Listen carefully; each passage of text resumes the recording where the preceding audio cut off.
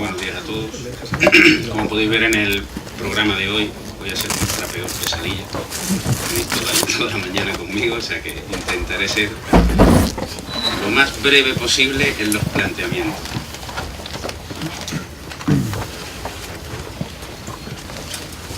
A ver, lo primero que he entendido que teníamos que hacer, obviamente veo caras conocidas, muchas caras amigas y caras que están bastante relacionadas con el sector, pero obviamente creo que había que empezar un poco desde la base, que era definir realmente cuáles son los campos de acción que se pretenden regular desde la administración o con todas las normas.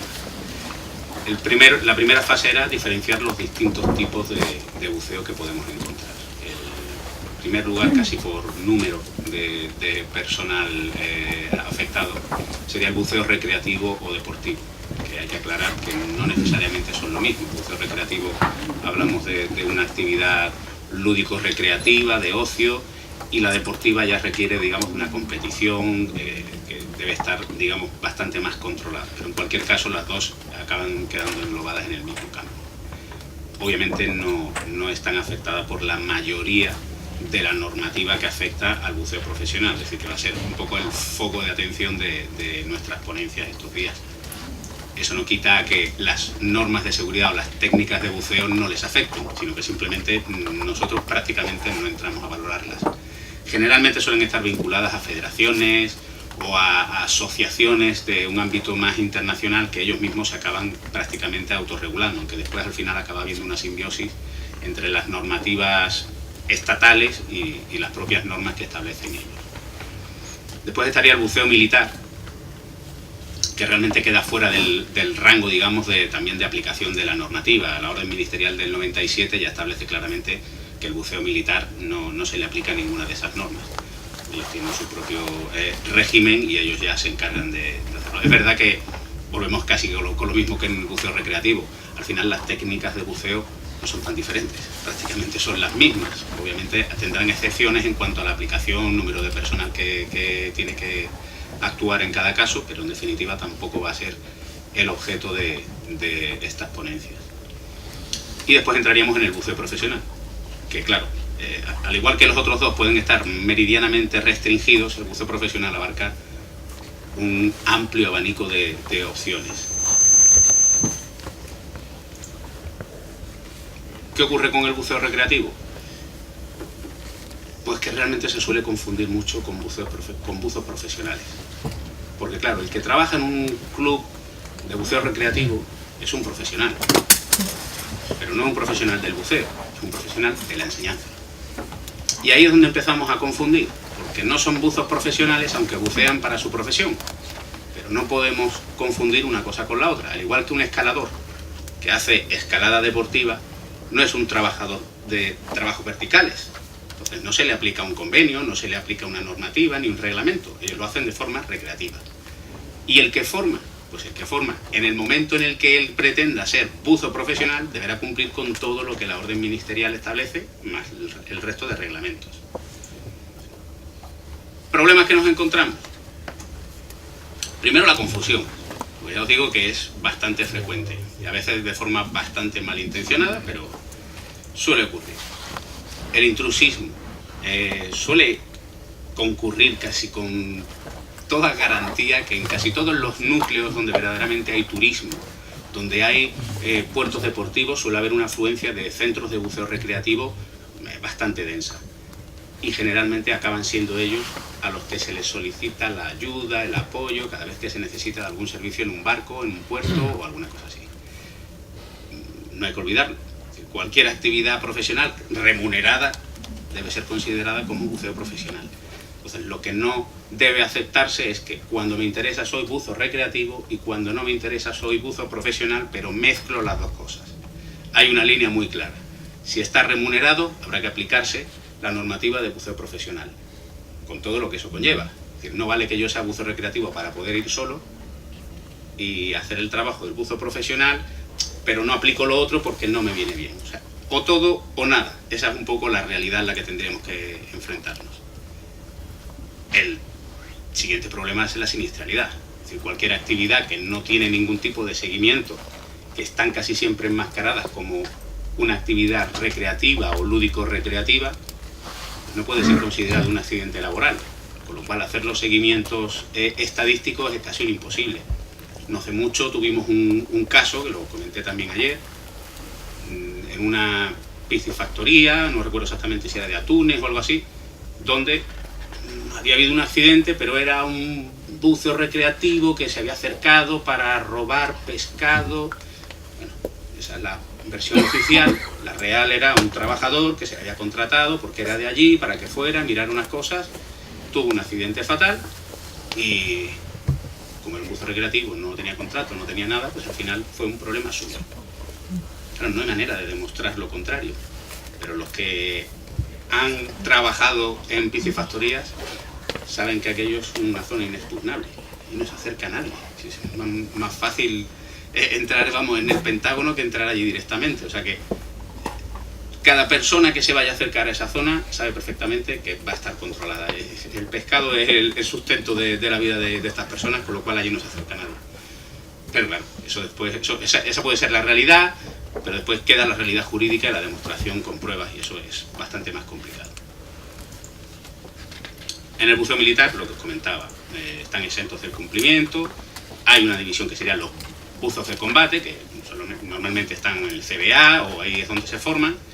Después, dentro de la división del buceo militar estarían los GEAS, que al depender de la Guardia Civil, que es grupo militar, pues también tendrían ese tipo de actividades, afortunadamente. Os tengo que dar las gracias personalmente, porque la verdad que estáis haciendo una gran labor. Y después, en esta división hemos querido incluir a el resto de fuerzas y cuerpos que tienen equipos de buceo. Sabemos que hay bomberos, que hay incluso policías autonómicas que tienen equipos de buzos y tal.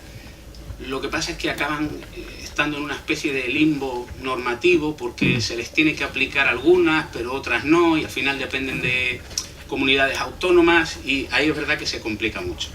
De hecho, a nivel competencial nos consta que ha habido algunos problemas, especialmente en Cataluña, con respecto a las competencias que la Generalitat quería otorgar sin tener esas competencias, y ahí sé que ha habido sus más y sus menos con los GEA especialmente.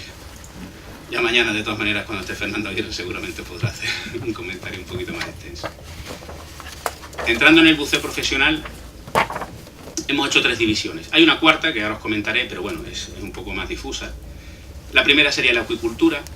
Estamos hablando del sitio donde prácticamente se cultivan los pescados, que se debe diferenciar de la siguiente, que sería la recolección de recursos marinos, de cualquier índole. Ya después veremos los distintos tipos que existen.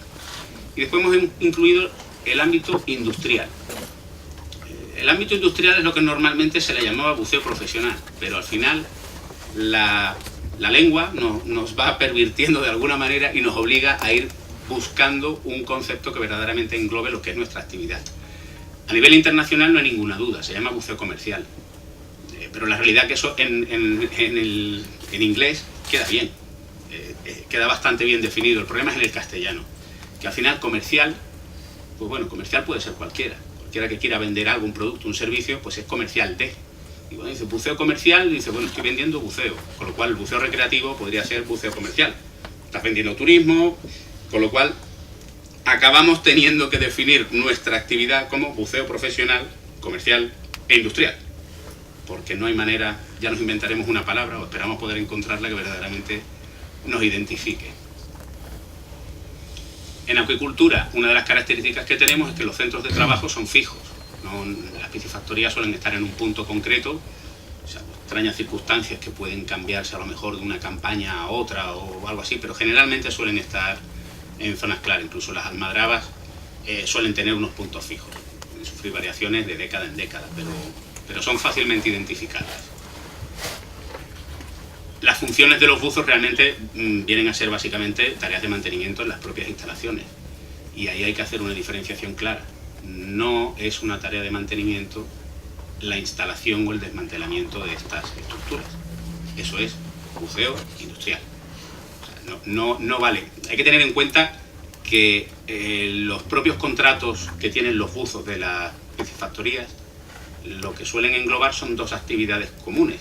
Una puede ser alimentar a los peces, controlar, yo qué sé, los detritus que cavan en el fondo, reparar las redes, con lo cual tienen amplio abanico de posibilidades, pero realmente de buceo lo único que deben hacer es el mantenimiento.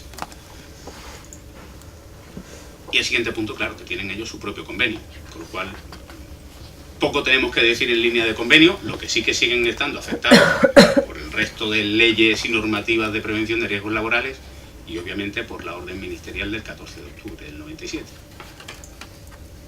Con los recolectores es un poco diferente. Y podemos entender que los dos son recursos marinos, pero obviamente los recolectores no tienen un centro de trabajo fijo. Son centros de trabajo que van variando en función de las temporadas, de las campañas, incluso del día. Zonas donde hay más corriente, donde bate más el mar o lo que sea, y son áreas relativamente restringidas, pero tampoco es un centro de trabajo fijo. Y aquí entramos un poco en las variaciones que hay en la recolección. Tenemos recolecciones de algas, que ahí estamos hablando de buceo puro y duro, la extracción de coral, que es un buceo generalmente a profundidad. Es verdad que es poco común, pero existen las licencias, son completamente legales. Y cualquier otro tipo de recolección de recursos marinos, mejillones, a almejas, a lo que sea. Ahí hay un amplio abanico que además suele ir también con distintas campañas y con paradas biológicas y todo esto. Y generalmente suelen estar vinculadas a las cofradías, a excepción de los coraleros, que son bastante independientes en todo. Absolutamente todos son muy independientes. Los demás, es verdad que las algas y la extracción del resto de recursos marinos suele ser cofradías o organismos relativamente bien organizados que van repartiendo un poco ese cupo. En el buceo industrial, pues centro de trabajo, tenemos de todo. Hay centros de trabajo que son fijos, como podrían ser pues, refinerías o cualquier tipo de instalación fija que requiere de un mantenimiento relativamente periódico. Pero después hay muchísimos otros, cualquier tipo de embarcación, plataformas flotantes o lo que sea, que prácticamente te obliga a estar moviéndote casi con él. Tareas, pues, muchas veces lo digo, realmente cualquier actividad profesional que se quiera desarrollar bajo el agua, pues es competencia nuestra, por lo cual, el día que alguien decide abrir un despacho de abogados en el agua, es lo que tendrá que llamar, por lo cual. Y la otra característica es que tenemos un convenio propio. Ahora mismo, de hecho, se ha firmado ya, no sabemos si se saldrá publicado este mismo mes, una revisión del segundo convenio de buceo, donde se van a incluir ciertas medidas de seguridad que nos venían haciendo falta. Dentro del buceo, como veis, profesional, comercial o industrial, para que no haya dudas, podemos hacer también otras diferenciaciones, que es por la zona en la que se va a realizar esa actividad. Tendríamos en primer lugar los trabajos offshore. Teóricamente vienen siendo todos los trabajos que se realizan fuera de la línea costera, pero es verdad que hay que incluir también la industria de petróleo, de gas o de energía, que generalmente suelen estar vinculadas, pero a nivel normativo generalmente se suele incluir como dentro de trabajos offshore. Hay excepciones, como en todo, porque esto no es una norma que defina exactamente qué es offshore y qué no lo es, pero el sentido común y lo que se suele utilizar en el ámbito internacional viene siendo prácticamente esto. Incluso dentro de la propia asociación se establece como trabajo offshore cualquier tipo de actividad relacionada con esto, con industria, industria del gas, del petróleo o de energía. Suelen estar vinculadas a operaciones de gran envergadura. Es decir, hay muchas operaciones, veremos después un par de ejemplos, en los que sin necesariamente cumplir ninguno de los dos principios que hemos hablado antes, se siguen aplicando normas de trabajos offshore, para bien o para mal. Los estándares de seguridad suelen ser bastante altos, es decir, las normas, tanto las nacionales españolas como las de otros estados, se quedan relativamente cortas en comparación con la normativa que se suele aplicar en los trabajos offshore. Las operaciones internacionales, es decir, hay zonas de trabajo donde verdaderamente pueden depender de un estado, pero hay incluso otras donde no depende de un único estado. Son actuaciones en las que intervienen distintas empresas de distintos países e incluso la propia normativa se aplica de distintos países. No solamente, aunque prevalezca, pero ya os digo, como los estándares suelen ser superiores, pues acaban absorbiendo las propias normativas de distintos países. No existe una normativa o legislación específica, es decir, la orden ministerial no establece absolutamente nada para trabajos offshore. Habla después de las técnicas que se suelen utilizar en trabajos offshore, pero no se nombra como tal, no existe una normativa que diga, en el momento en el que esto sea trabajo offshore, ya se tiene que realizar los trabajos de esta forma, no queda para nada definida. Aquí tenemos dos ejemplos de trabajos que verdaderamente se trataron como trabajos offshore. El Prestige, obviamente, a lo mejor a nivel costero, no tenía por qué ser tratado, pero por la profundidad a la que estuvo, sí hubo mucha normativa que era de offshore. Obviamente el tratamiento costero era completamente inshore. Y el Costa Concordia, exactamente lo mismo. Costa Concordia estaba en la costa, quedó allí. Y en cambio se utilizó todos los procedimientos como si fuera un trabajo offshore. Además, en ese caso se aplicaron varias normativas. Se aplicó normativa italiana, que obviamente estaba dentro del ámbito jurisdiccional de Italia, pero a su vez se adoptaron normas, tanto holandesas como americanas, por la vinculación, digamos, de las empresas que estuvieron actuando allí. Y aquí tenemos dos ejemplos de los reglamentos y recomendaciones que se suelen utilizar. INCA viene a ser como la meca de todo el buceo. Pero hay que tener claro que INCA no es ni un Estado, ni una empresa, ni nada. Es una asociación de empresas que controlan hasta cierto punto el petróleo. Con lo cual su poder realmente, a la hora de emitir cualquier tipo de dictamen, pues tiene una audiencia bastante amplia. ¿Qué ocurre? Que el resto del buceo queda relativamente vinculado a esta organización. Y la OGP viene a ser prácticamente lo mismo. Y al final acaban copiando, bueno, más la OGP de INCA que INCA de OGP. Pero en definitiva, vienen a establecer unos reglamentos. Ojo, estos reglamentos no son ni leyes ni nada. Y generalmente cuando entras en la materia te das cuenta que lo que están haciendo es básicamente aplicar una legislación de prevención de riesgos laborales. Es decir, te están haciendo que tú participes y tú hagas el trabajo de identificación de los riesgos y que vayas actuando y encontrando todas las medidas correctivas que debes aplicar. Con lo cual tampoco es una norma estricta.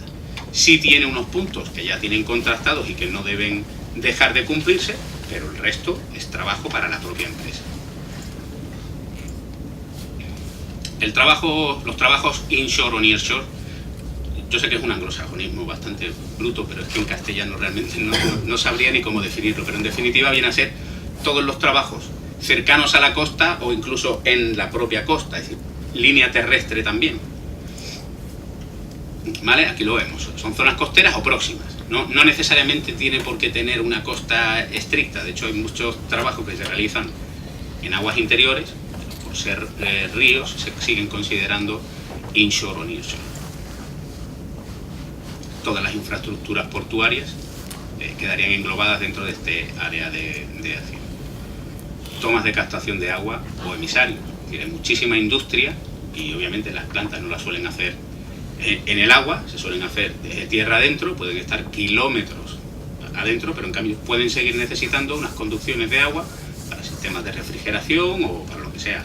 Muchas desaladoras, muchas centrales térmicas necesitan de estos sistemas y a lo mejor las plantas están bastantes kilómetros aguas adentro, o sea, tierra adentro. Las reparaciones de buques a flote también quedan englobadas. Obviamente los barcos en las zonas de navegación, pues al final las reparaciones las requieren allí. Nadie suele llevar los barcos a Madrid para reparar, le viene un poquito mal. Todo lo que tenga que ver con la construcción naval, que hay que diferenciarlos. Estos pueden ser barcos que requieran reparación y hay otros que están en construcción. Con lo cual normalmente se suele construir en módulos, se van montando como si fuera un mecano, pero después a flote se continúa construyendo y se le continúan realizando tareas en las que los buzos también tienen que actuar, ya sea para volverlos a meter en dique o ya sea para realizarle cortes de algunas pletinas o algunos soportes que se les suelen colocar que después deben ser retirados. Y aquí entramos en la parte quizá más confusa, las aguas interiores. Claro, hay un montón de aguas interiores, que en Canarias a lo mejor hay un poco menos, pero por razones obvias, pero no todas. Es decir, las reuniones que hemos estado manteniendo con la Dirección General de Marina Mercante, ellos acaban reduciendo su ámbito de acción a las zonas costeras. Claro, ¿qué ocurre con las aguas interiores? Bueno, es que eso depende de las confederaciones hidrográficas. No, pero tampoco es cierto. De las confederaciones hidrográficas lo que depende son las aguas públicas. Pero hay muchísimas aguas privadas. cualquier industria que esté montada en tierra, o sea, en zonas interiores que requiera del embalse de aguas, y hay plantas termosolares, hay plantas hidroeléctricas, y eso no depende de las confederaciones hidrográficas. Con lo cual, ¿qué ocurre? ¿Quién regula? ¿Cuál es el reglamento que habría que aplicar? Actualmente la orden ministerial sí establece que sí es de aplicación, pero en cambio las nuevas reuniones que hemos estado manteniendo parece que ellos querían acotarlo.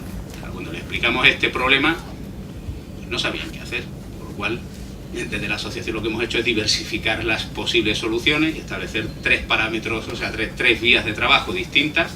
Una va a ser con marina mercante, otra va a ser con trabajo y la otra va a ser vía convenio, por lo cual creo que con eso tendremos cubiertas todas nuestras necesidades. Las balsas de riego, por ejemplo.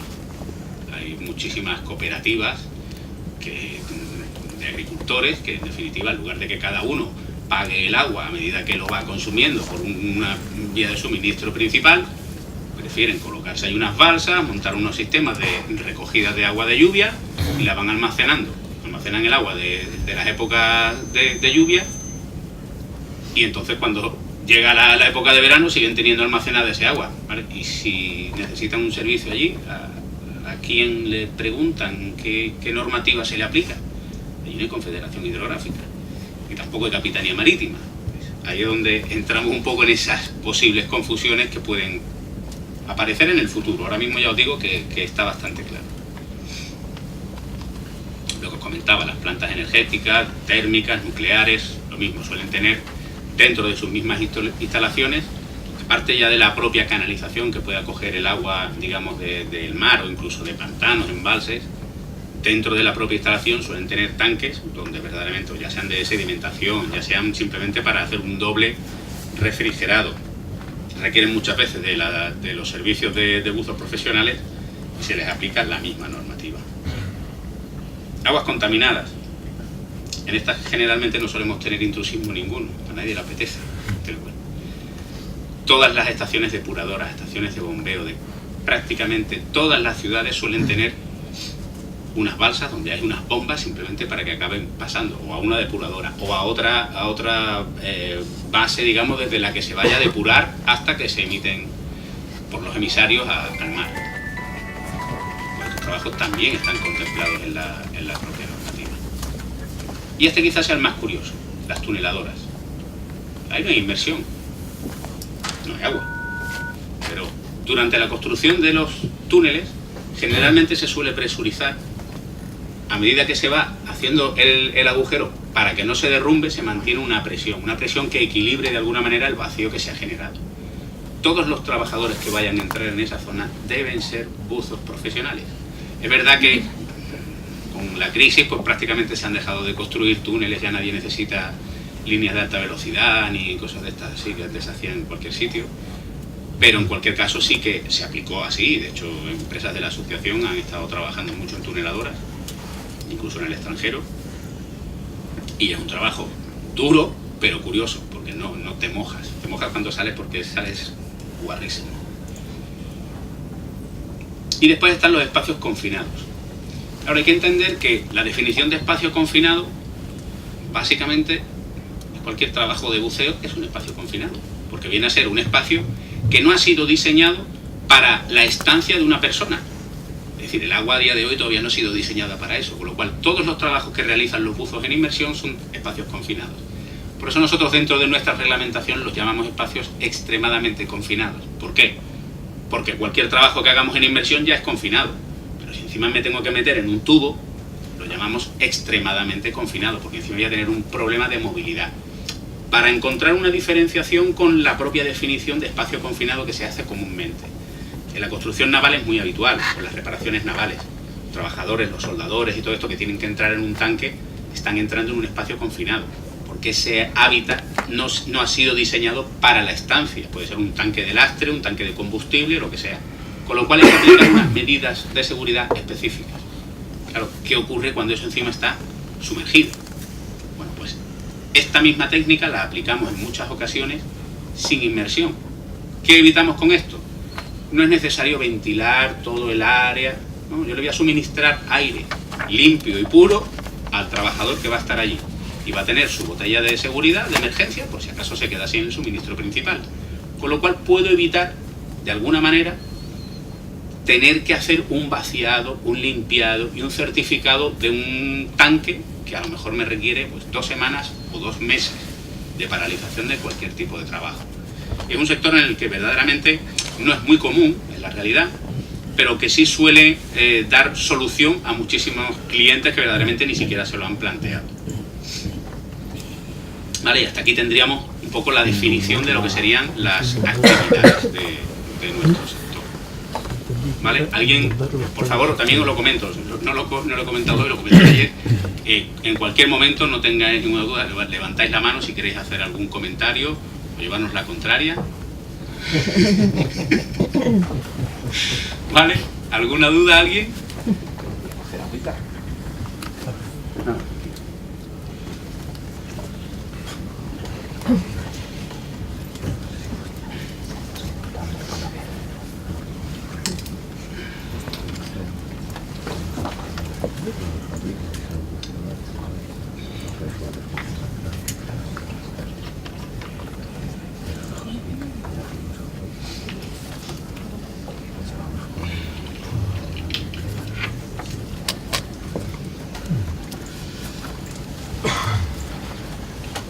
Vale, aquí vamos a entrar ahora en lo que serían las técnicas de buceo. ¿Vale? Hemos visto ya cuál sería el campo de acción de nuestra profesión, de la actividad, digamos, de la que estamos hablando. Y ahora vamos a ver las diferentes técnicas que existen y las que se aplican o las que se deberían aplicar. ¿Vale? Se me ha olvidado comentar antes, cuando hicimos los distintos tipos de buceo que había, existe la otra división que es el buceo científico. ¿Vale? No lo he incluido como tal porque suele llevar a muchas confusiones. El buceo científico como tal no existe, es un buceo profesional y punto. Ahora, no se le aplica cierta parte de la normativa cuando ese tipo de buceo que se realiza está realizado bajo un proyecto científico. Claro, eso lo define generalmente el propio proyecto. Entonces, hay que diferenciar una toma de muestras para un proyecto científico de voy a bajar a un emisario y a tomar unas muestras para la empresa pública o privada que quiere hacer un control de la calidad de las aguas. Eso no es un proyecto científico, es un trabajo profesional. No hay ciencia ahí. Que tú vas a tomar unas muestras y vas a analizarlas, perfecto. Un ejemplo claro ocurre con la arqueología. Vamos a hacer un dragado de una zona, vamos a hacer una ampliación del puerto y encontramos allí un barco fenicio. ¿Dónde está el proyecto científico? Es un proyecto de construcción. Y se tiene que contratar a una empresa de arqueología para que supervise las tareas que se van a realizar sobre ese pecio, sobre ese barco, sobre ese resto arqueológico. Pero sigue siendo buceo profesional. El arqueólogo no tiene por qué ser buzo profesional. Bueno, no entro si tiene que serlo, eso ya es cosa del que lo regule, ¿no? Para eso están colegiados y esto. Pero todas las tareas que se vayan a realizar sobre ese pecio deben ser realizadas por buzos profesionales, titulados, y se le aplica la misma normativa. Otra cosa distinta es que aparte se les exija que tengan conocimientos de arqueología o una licenciatura o lo que sea. Eso ya nos da exactamente igual. Pero la normativa a aplicar es exactamente esa. Entonces, no se puede confundir el buceo científico con un proyecto científico, que es lo que se viene utilizando mucho. Es decir, buceo científico es única y exclusivamente cuando haya un proyecto científico que lo englobe. Pero todos los trabajos que haya detrás de eso son trabajos profesionales. La toma de datos de una boya meteorológica, de oleaje o de lo que sea, no es un proyecto científico. Eso no es un proyecto científico. A menos que exista un proyecto científico que diga el procesamiento de los datos obtenidos de esa boya. Pero todo el mantenimiento que se haya que realizar en esa boya no es parte del proyecto científico. Son tareas profesionales, ¿vale? Y por eso no lo quise incluir en su momento, pero salió alguna consulta y creo que era conveniente que lo aclarara. Pero, Daniel... Sí. Y si efectivamente el proyecto lleva consigo una recogida de datos o un planteamiento de trabajo a la hora de una planificación de recogida o de investigación o de... Si el proyecto define la toma de datos pero es voy más parte allá. del buceo científico. Claro, o sea, voy más allá, o sea, personal de las universidades. Sí, sí, sí. No, eso es perfectamente válido. Pero tiene que quedar definido dentro del proyecto científico. Lo que trato de diferenciar es eso que comentas, una universidad que decide tomar muestras para un proyecto de, yo qué sé, de estudio de calidad de las aguas en Canarias, perfecto, y tiene buzos recreativos que trabajan en ese mismo proyecto, que deben estar incluidos en el proyecto, y no necesitan ser buzos profesionales para la toma de muestras, pero están dentro de ese proyecto.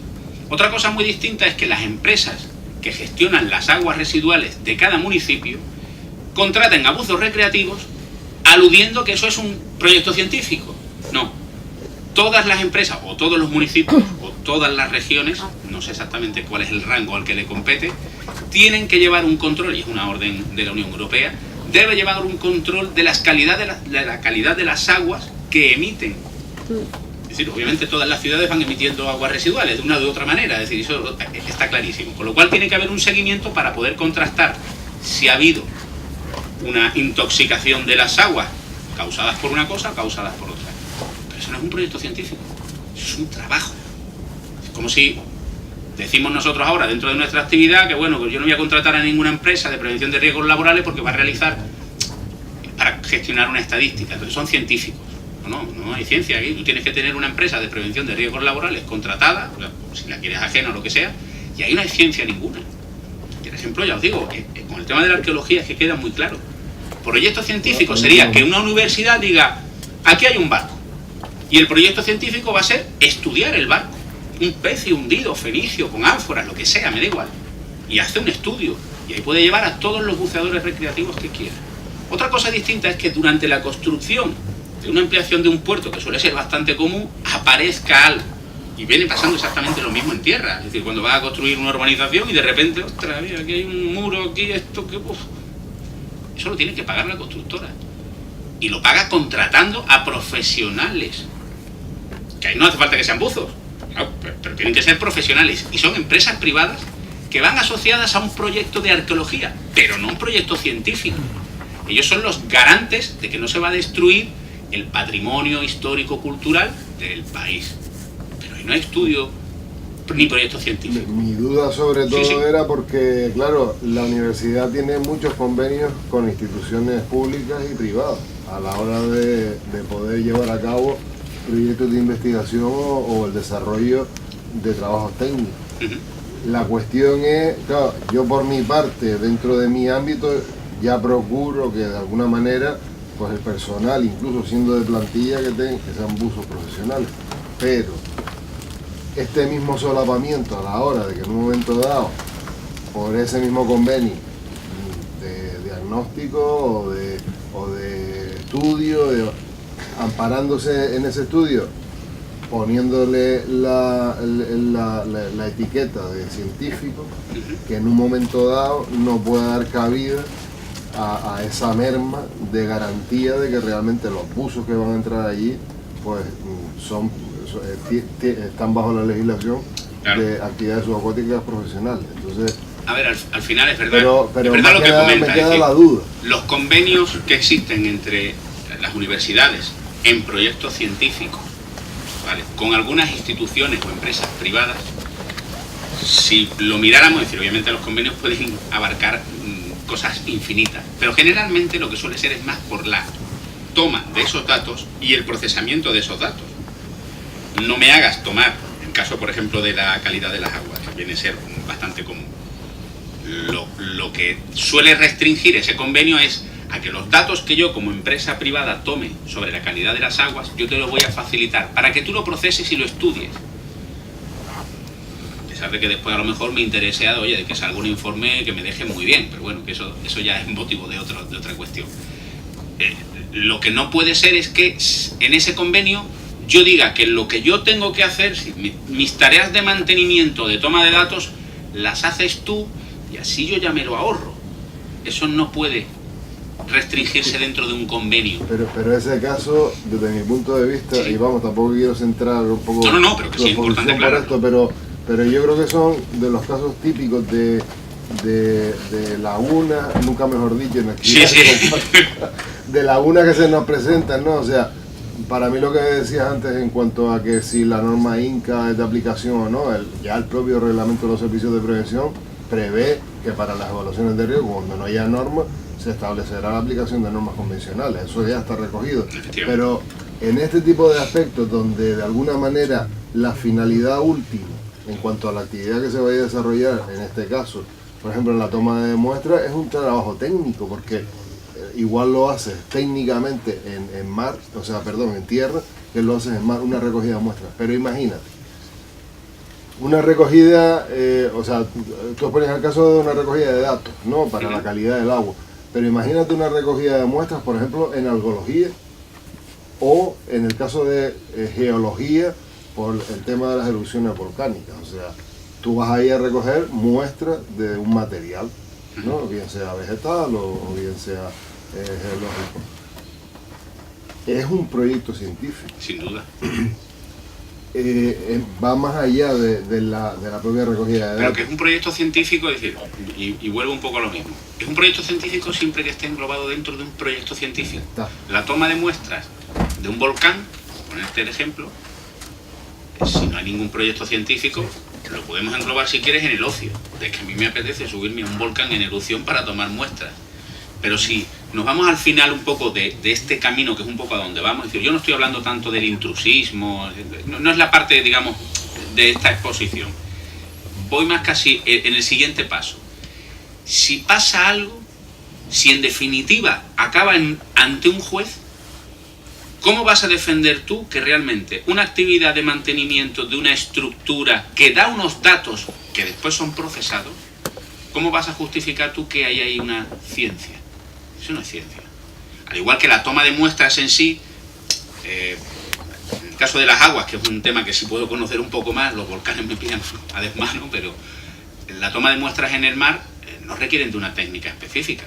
Es básicamente bajas, abres el bote, dejas que entre agua, cierras el bote, identificas la muestra y después es analizada en un laboratorio, procesada y se marca con su posición GPS. Hace falta que te puedes encontrar que tenga que bajar el tío con un taladro hidráulico así de gordo y pegarse barrenando 2 horas y media para sacar una muestra. Efectivamente. Entonces, ¿es eso realmente lo que el proyecto científico busca? No creo que sea eso. El proyecto científico lo que viene a buscar es el análisis de los datos obtenidos. En el caso, en el caso de la arqueología, es obvio que la manipulación del patrimonio histórico debe estar controlado por personal que sí esté cualificado. Pero curiosamente, ellos ya se anticiparon a eso y ya dijeron, serán arqueólogos y serán buzos profesionales. O sea que al final ellos mismos ya han asumido, y yo sé que lo pongo mucho de ejemplo porque, primero porque me ha tocado vivirlo, digamos, hemos estado trabajando conjuntamente y al final tienen que acabar utilizando la misma técnica de buceo, con la misma normativa, pero en cambio en otros sectores acaba como más diluido. Dice, ¿por qué? Si aquí es claramente algo científico, es patrimonio histórico, nadie podría tocarlo. Bueno, pues tienen que ser buzos profesionales aplicando la misma normativa y reglamento. Que después hay otros sectores en los que, como bien dices, en los convenios no dejan meridianamente claro cuál es la vinculación entre uno y otro, cuál es el límite de uno y otro.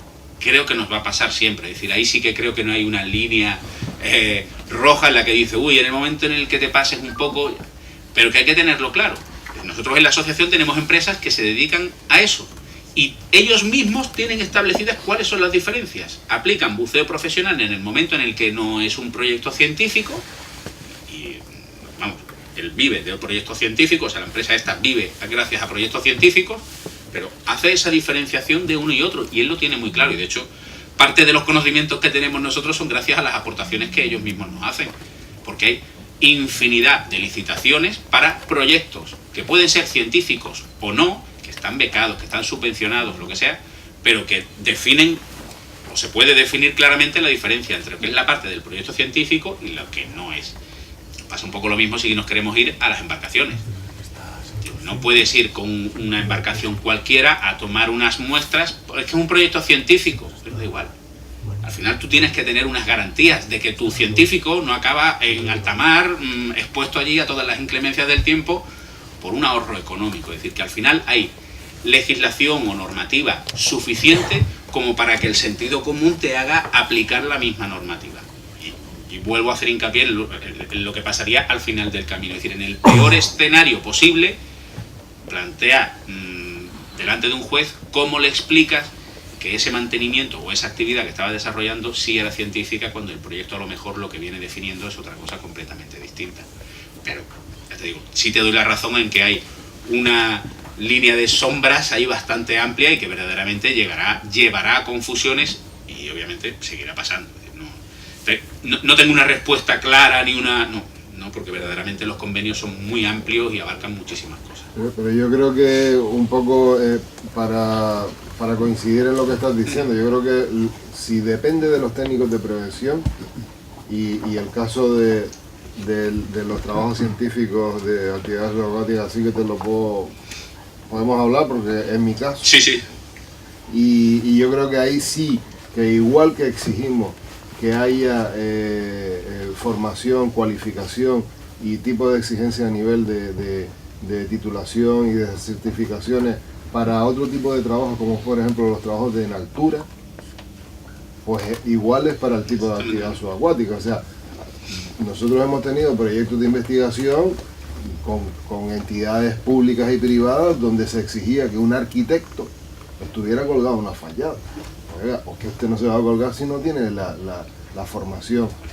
Y me da igual que lo vayas a hacer en tierra, en una fachada, como que lo vayas a hacer debajo del mar. Y ahí usted tiene que tener la titulación, y ya no solamente por la certificación, sino también por los conocimientos. Exacto, la formación e información. Por ejemplo, que ponía antes de los volcanes, y está muy bien, tú puedes ir a ver los volcanes, pero eso de irte de pelo en pecho a tirarte allá a la lava, es que sienta mal. O sea, eso te salen sarpullidos, será cuestión de alergia y cosas de estas. Con lo cual al final tienes que tener una formación y una información para saber cuáles son la prevención que se debe aplicar. Es decir, si tienes que llevar unos EPIs o tienes que llevar otro. Y no, pero es que yo soy científico.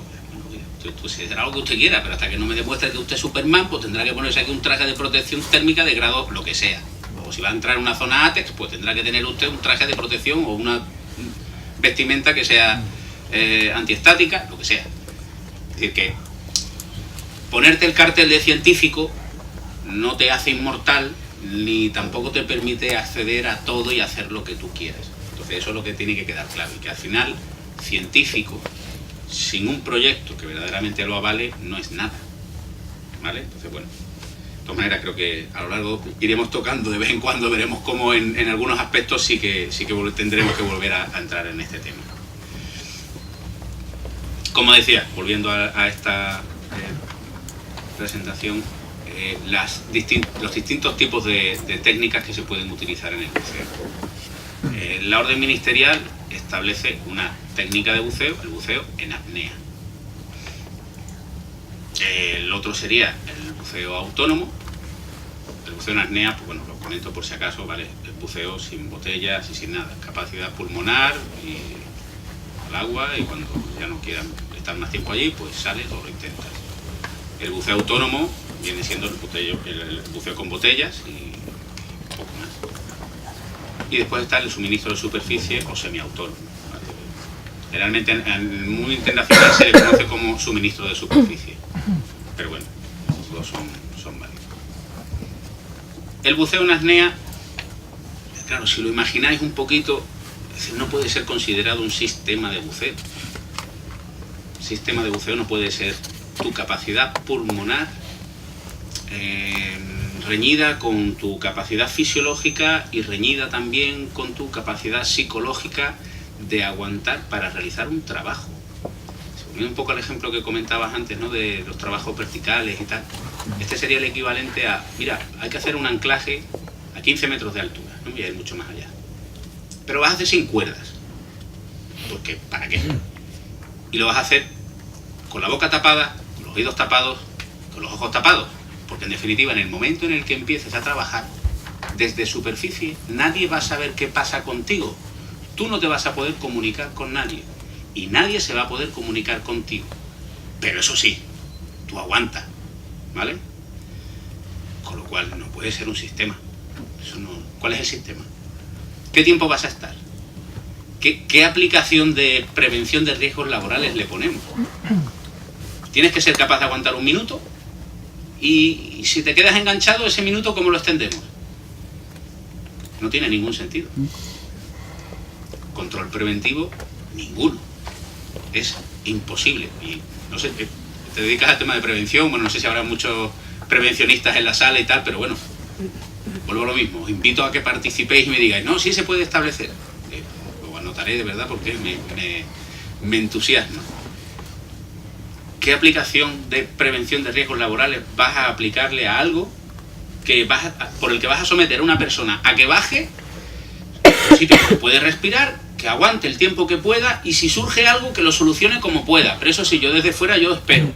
El recurso preventivo, como comentaba ayer, digo, tráete a un cura que seguramente hará más labor de la que puede hacer el recurso preventivo allí, porque como no reces, otra cosa no puedes hacer. Esperar a que salga y si sale bien ha salido. Pero ahora vuelve a bajar otra vez. Entonces, no podemos considerar que esto sea un sistema de buceo. Lo que comentaba, depende de la capacidad fisiológica, psicológica de la persona en ese momento. Es decir, en esta profesión tenemos a grandes aficionados a la apnea, a la pesca submarina, que bajan hasta 30 metros de profundidad, hacen esperas de 2 minutos, barbaridades, cosa que el resto de los mortales casi ni soñamos.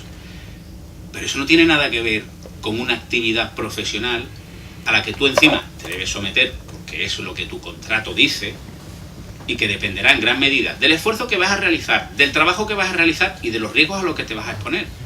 Con lo cual esa capacidad pulmonar o ese tiempo, esa capacidad fisiológica que tú tengas depende del momento justo en el que vayas a realizar esa inmersión, con lo cual es un suicidio directo.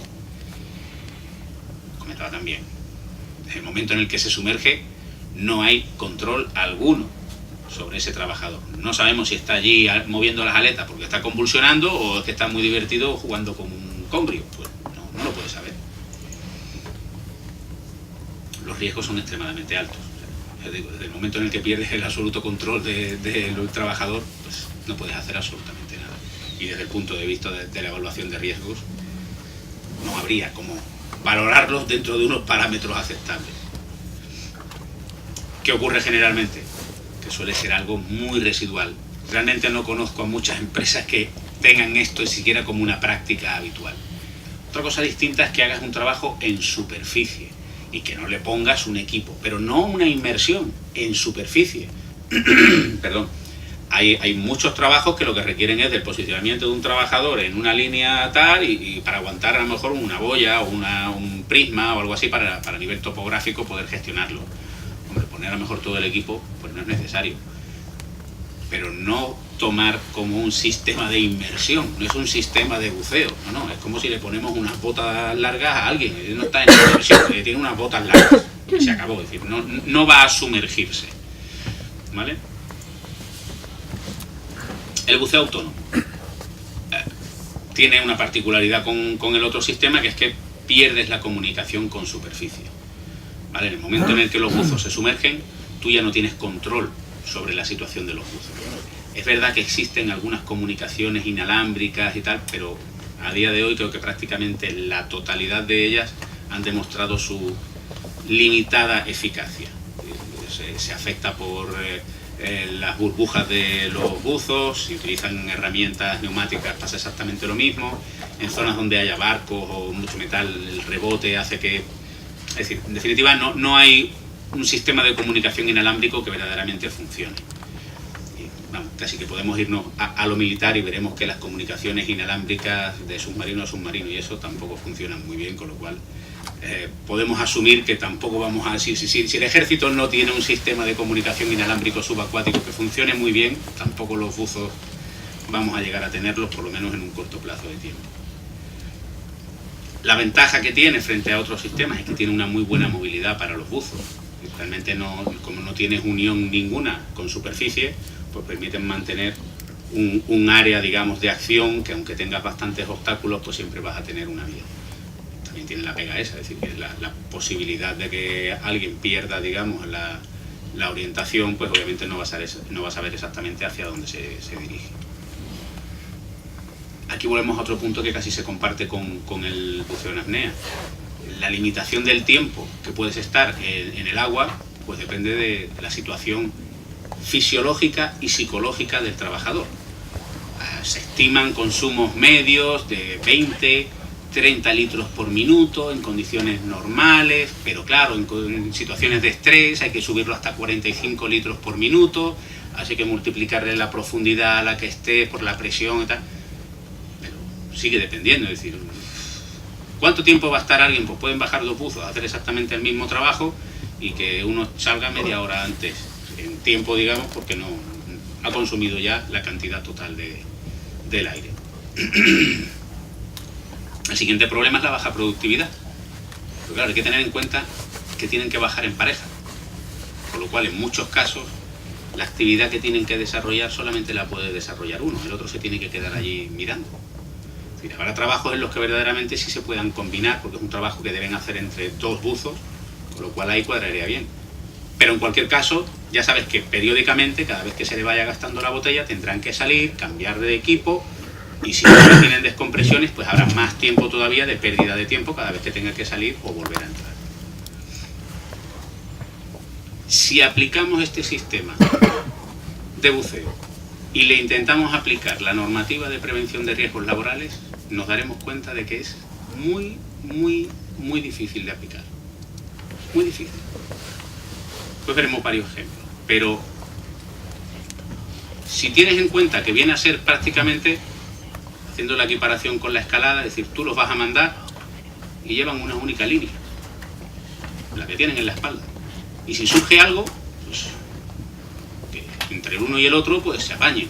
Es decir, tiene muy difícil casamiento, digamos, con la ley de prevención. El siguiente problema, que también está muy vinculado con el anterior, es la dificultad de rescate. Si surge un accidente, ¿dónde está el buzo? No sabes dónde está. Sabes por dónde se tiró. Incluso puedes haber seguido las burbujas. En determinados entornos sí puedes controlar las burbujas. Pero debajo de un barco, las burbujas salen por los bordes del barco. No sabes en qué punto puede estar. Y encima hay que tener en cuenta el tiempo, digamos, desde que el buzo exhala hasta que la burbuja llega arriba, llega al fondo plano y del fondo plano sale para un lado, para otro, depende de las corrientes, con lo cual es muy difícil.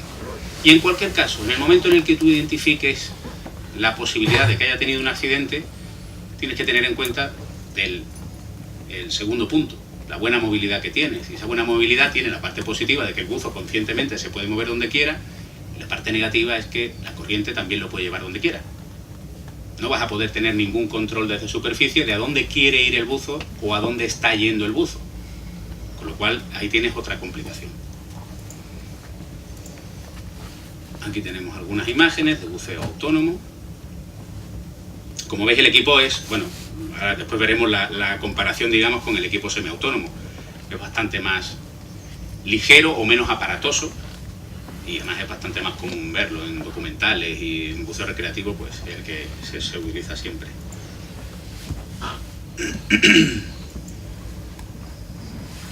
Ya te lo conoces, ¿verdad? Joder, eso te siento comer.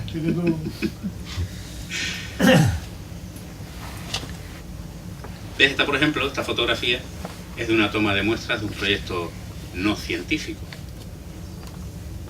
Que 50 metros más abajo era proyecto científico.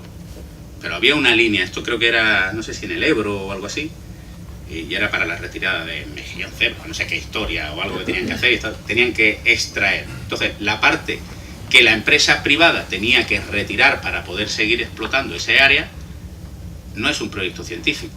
Ahora, si aguas abajo depende de un proyecto científico, pues entonces ya puede utilizar un buzo recreativo o lo que sea. Entonces, por eso digo que hay líneas en las que queda muy claro y otras en las que es un poquito más complicado.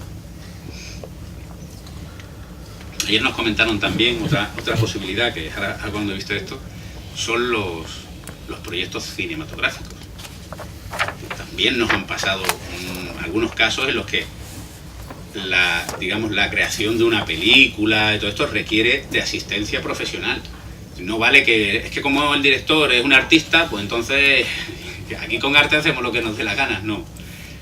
En la cinematografía pasa lo mismo que en casi todo, y de hecho lo vemos en otros sectores y nadie lo duda. Es decir, cuando tienen que hacer un trabajo con una toma de imagen desde arriba, o un trabajador tiene que tirarse, o uno de los actores tiene que tirarse desde tal sitio, los andamios no los montan los primos del director. Los andamios los tiene que montar y certificar una empresa homologada y que esté reconocida y que sea una empresa profesional. Pues aquí pasa exactamente lo mismo. No, mira, es que vamos a tomar unas imágenes desde el fondo, entonces voy yo con mi primo. No.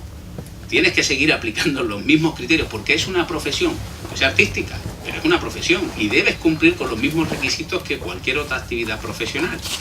Y volvemos a lo mismo, si no quieres aplicar la orden ministerial, no la apliques. Utiliza las leyes de prevención de riesgos laborales en toda su variedad. Lo cual no... Es que en el buceo suele pasar mucho que parece que la única norma que se nos aplica es la orden ministerial de... Hay muchas otras. Ya veremos en el documento que os hemos dejado, ahí tenéis un listado, lo hemos intentado acotar lo máximo posible y veréis que hay muchas, de instrucciones técnicas, de industria, bueno, en las comunidades autónomas también tienen muchas de ellas reglamentado algunos parámetros, y entonces no podemos basarnos solamente en una, o incluso en un artículo o en un párrafo de un artículo. Es decir, hay que leérselo todo y verlo todo como un todo, no la parte que a mí me interesa es la que aplico y la que no me interesa esa no se me aplica, no funciona así.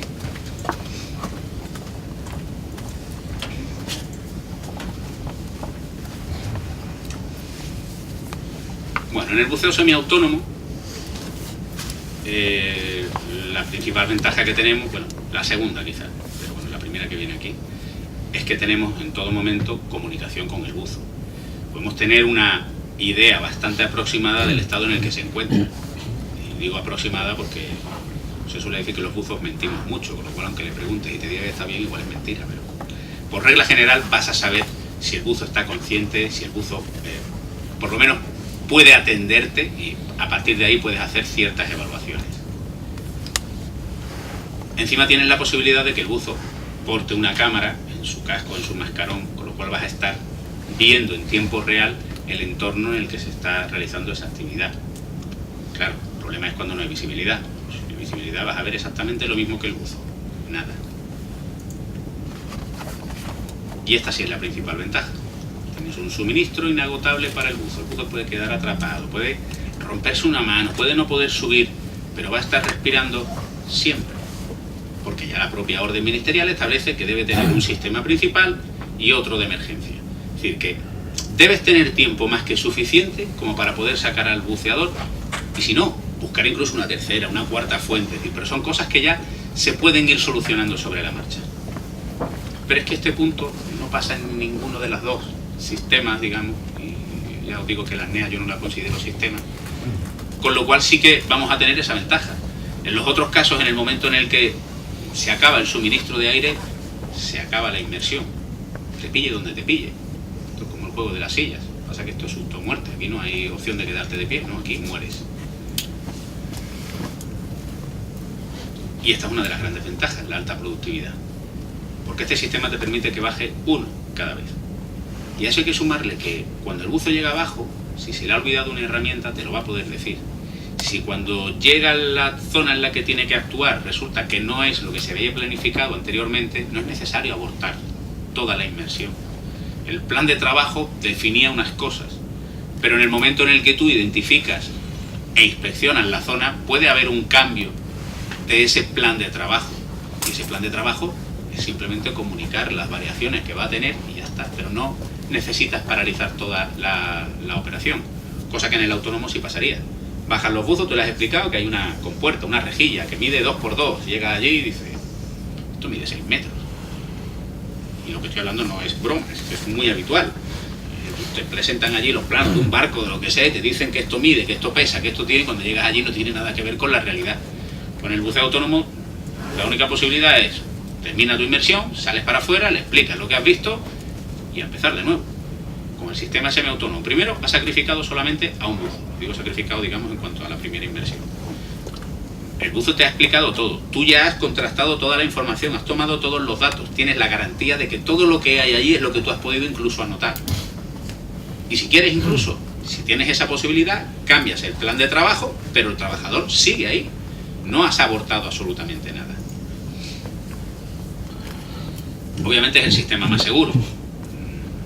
El siguiente nivel, digamos, ya de seguridad es que el buzo no baje. Pero a veces no es posible. A nivel internacional es el más común. O sea,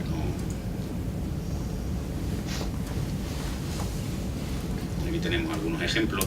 Como veis la diferencia, el equipo semiautónomo, este en concreto, con un casco rígido, que además lleva un visor para soldadura o corte, pues obviamente es bastante más aparatoso, pero casi que se sigue una proporción, ¿no? Cuanto más aparatoso, más seguro, y cuanto más seguro, más caro. Va un poco en esa línea, con lo cual...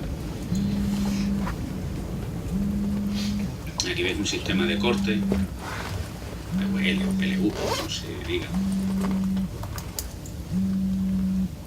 Aquí tenemos un panel de control.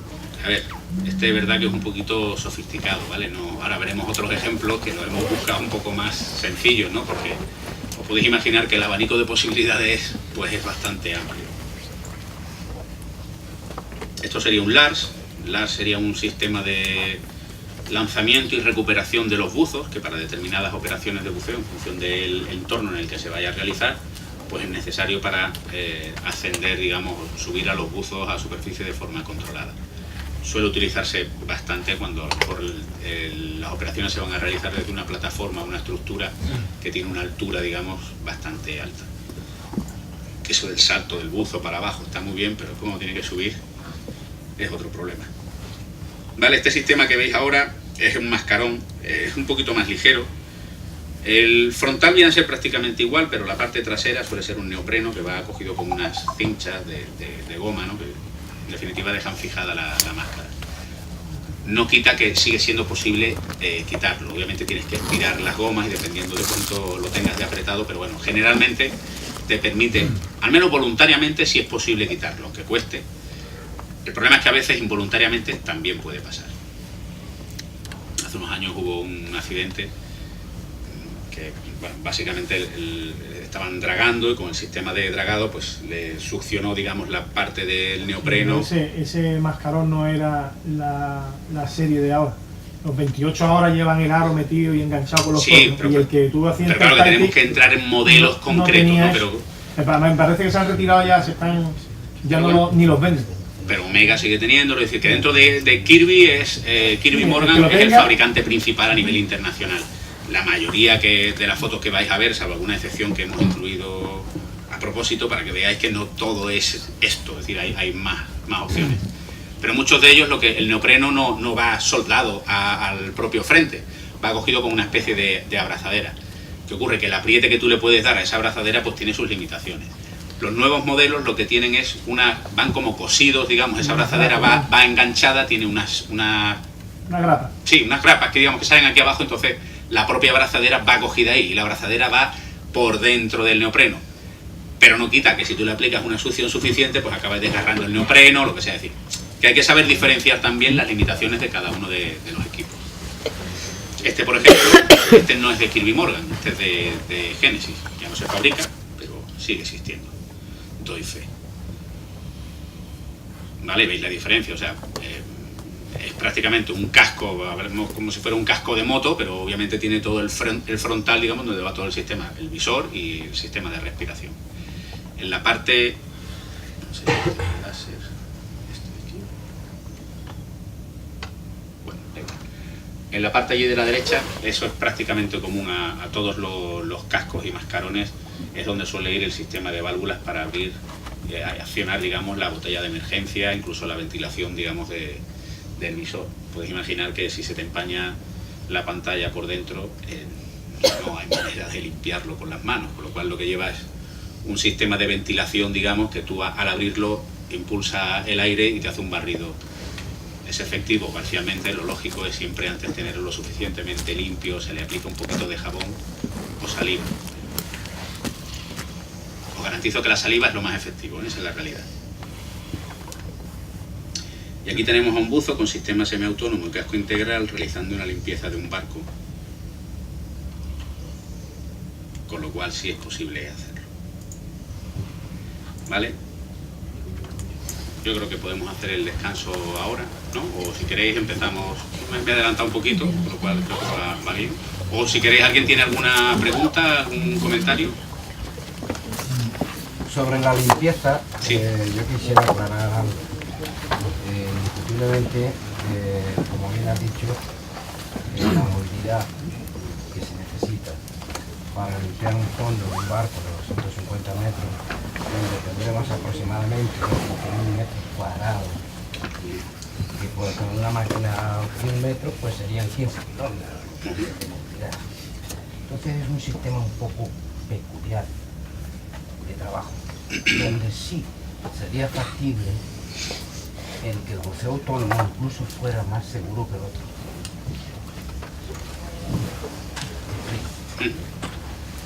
El buceo autónomo, vale, ya va en pareja, bien.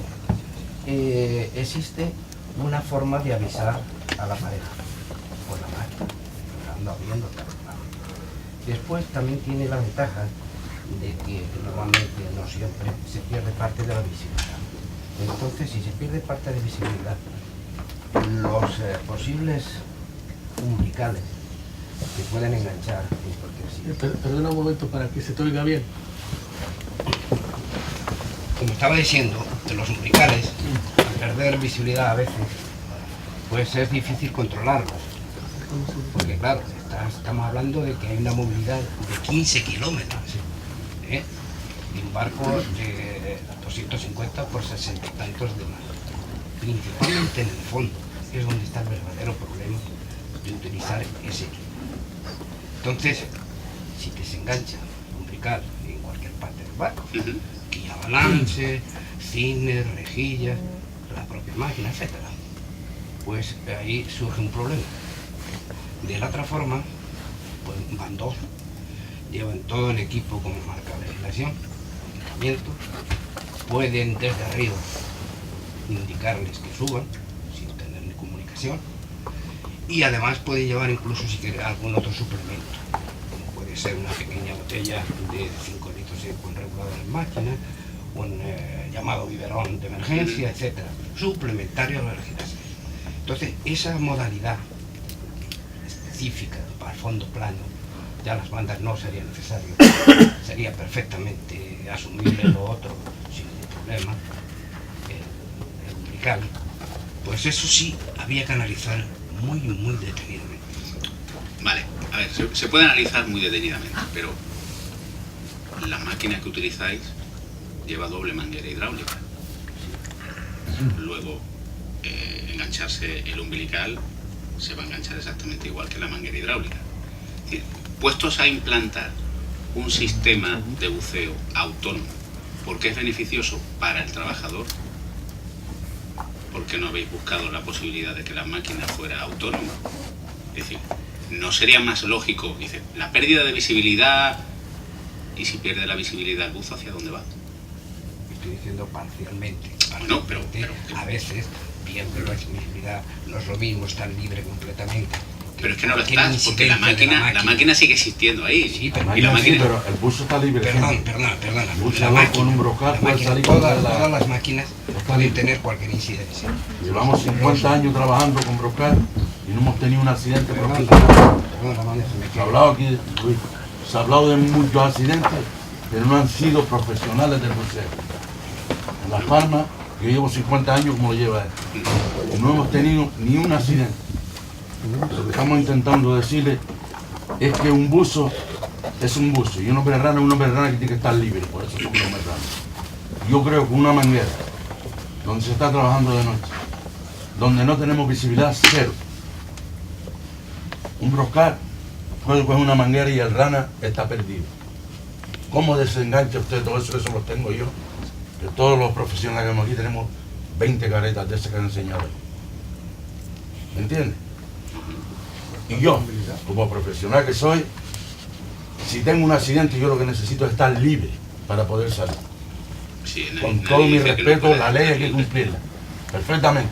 Yo quiero más tener un rana al lado mío, enganchado, como lo hacíamos en la unidad de combate, y yo fui de combate, enganchado a mí. Ese es mi salvoconducto. Ese hombre. Pero una manguera en un broscal de esa categoría que tenemos nosotros, el que sea, lo que hay en el mercado, que todos lo tenemos, eso es una muerte para un buzo, pero y tan. No entiendo la vida. Ya han muerto en la península, lo que se contaba uno colgando.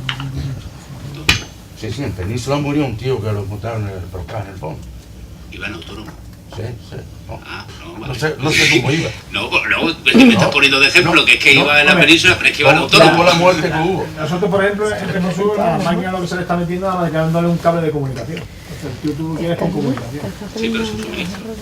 Porque el problema que tiene eso es, si la máquina se va a fondo, tú tienes amadrinado el cable... No, yo no he dicho amadrinar, Ojo, yo he dicho eso. Si llevas independiente, la robustez que tiene dos mangueras hidráulicas enganchadas como van forrando es la misma que la de un umbilical. ¿Y por qué necesidad tienes de que sea robusto? Porque si la máquina dice me voy para adelante y tú estás enganchado, te parte la espalda. Vuelvo a lo mismo, que yo no he dicho que tengas que ir enganchado, es que eso sí que es un Si yo sitio. voy en la máquina, si yo voy en la máquina, Sí. la máquina va para adelante y yo voy con un umbilical, me quedo enganchado en una tira de para adelante y por lo que sea, sigo enganchado a la máquina sigue avanzando, me parte la espalda. O sea, es que no podéis parar la máquina. Cualquier cosa. No, que cualquier cosa no, que estamos hablando, esto es como el que está trabajando con una radial y dice, pues que si la radial le da por ir para adelante y mata a 70, dice, pues que lo lógico es que vayamos libres. No, pero Vamos a poner que lo lógico es que la máquina no. Una llave de contacto para cerrar el broscal puede fallar, ¿o no? Ya puede ser la mejor del mundo. Vamos a poner Lo que hace. el camino más fácil. Una máquina, un buceador con un umbilical, la máquina va para adelante, el buceador va al lado de él, tanto temprano se van a liar las dos mangueras porque sucede, se hace una con una manguera, se lía con la otra. La máquina se me va al fondo, el buceador se tiene que ir al fondo detrás de la máquina, puede estar enganchado. Si por lazo del señor lleváramos botella, la máquina se va al fondo, la suelta, sube a la superficie y recupera la máquina. O sea, que el umbilical sí se puede quedar enganchado en la máquina, pero el buzo no se puede quedar enganchado en la máquina. No. No, Con que la la diferencia botella, está en con que si la autónomo máquina se no. va al fondo y vas en autónomo y el latiguillo se te engancha en la máquina y vas al Es fondo, es que imposible. encima, no, imposible no es. Te lo digo yo. Mira el ejemplo, no, te lo digo yo. El ejemplo Yo de nunca en mi- Algeciras. El ejemplo de Algeciras, el tío enganchar la máquina. En ese caso estaba fuera de la legislación vigente, lo cual quiere decir que tienen que ir dos buceadores autónomos. Dos, no uno. Dos. Ahora, Y libremente. Con todo No conozco, perdón, Sí, pero si no le importa, le pasamos vale. el micrófono a Beria. no, solo es decir un comentario. Que yo nunca he trabajado en barcos, pero hablo con compañeros y no conozco a ningún compañero que limpie barcos con otro compañero al lado. A nadie. Pues Yo tampoco. Está equivocada. No sé. Está equivocada. En las máquinas, siguiendo la legislación vigente, van dos buceadores autónomos.